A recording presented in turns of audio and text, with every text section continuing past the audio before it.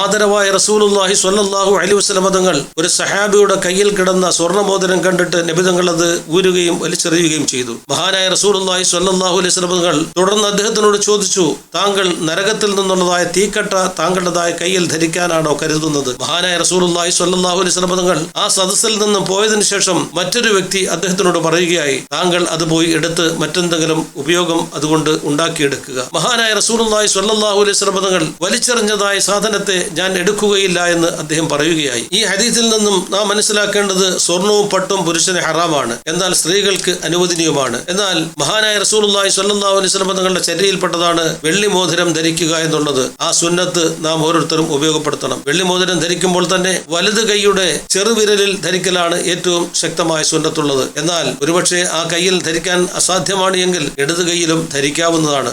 അല്ലാഹു സുബ്ഹാനഹു വ തആല ഇത്തരം കാര്യങ്ങൾ മനസ്സിലാക്കാനും ഉൾക്കൊള്ളാനും തൗഫീഖ് നൽകി അനുഗ്രഹിക്കുമാറാകട്ടെ.